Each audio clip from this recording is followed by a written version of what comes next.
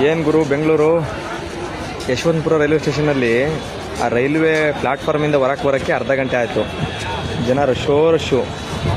ಹೆಂಗಿದ್ದಾರೆ ಜನ ಇಲ್ಲಿ ಇಷ್ಟೊಂದು ರಶಲ್ಲಿ?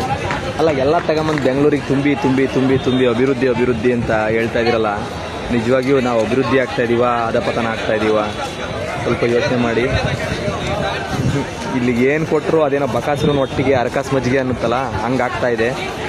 ಬೆಂಗಳೂರು ಬೆಳೆಸ್ಬೇಡ್ರಯ್ಯ. ಭಾಳ ವಿಷಯಗಳಲ್ಲಿ ನಾಳೆ ಅನುಭವಿಸ್ಬೇಕಾದ ಪರಿಸ್ಥಿತಿ ಬರುತ್ತೆ.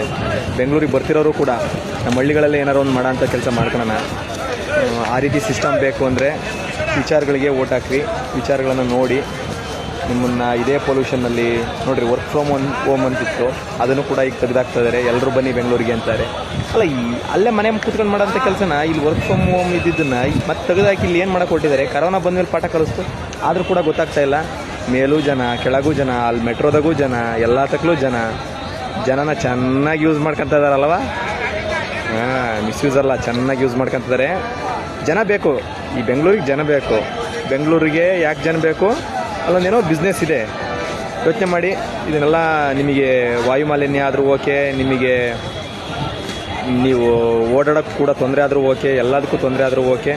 ಒಟ್ಟಾರೆ ಕರ್ನಾಟಕ ಅಂದರೆ ಮತ್ತು ಬೆಂಗಳೂರಾ? ಬೇರೆ ಏನೂ ಇಲ್ವಾ? ಇಲ್ಲೇನೋ ನಡೀತಾ ಇದೆ, ಬೇರೆ ಮಾಫಿಯಾನೇ ಇದೆ ಅಂತ ಅನ್ನಿಸ್ತಾ ಇದೆ ನನಗೆ. ನಾವು ದನ ಕಾಯಿರಲ್ವಾ, ನಮಗೇನು ಗೊತ್ತಿರುತ್ತೆ? ನೋಡೋಣ. ನಾನು ಕೂಡ ರಶ್ ಆಗೋಕ್ಕೂ ಮುಂಚೆ ಒಳಗೆ ಹೋಗ್ಬಿಡ್ತೀನಿ.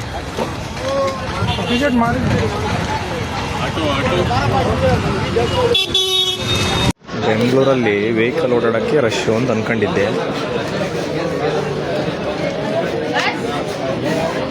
ಯಶವಂತಪುರ ರೈಲ್ವೆ ಸ್ಟೇಷನ್ನು ಜನ ಓಡಾಡೋಕ್ಕೂ ಕೂಡ ರಶ್ ಇದೆ. ಎಂಥ ಪರಿಸ್ಥಿತಿ ಬಂದ್ಬಿಟ್ವು ನಾವು. ಇನ್ನೂ ಬೆಂಗಳೂರು ಅಂತ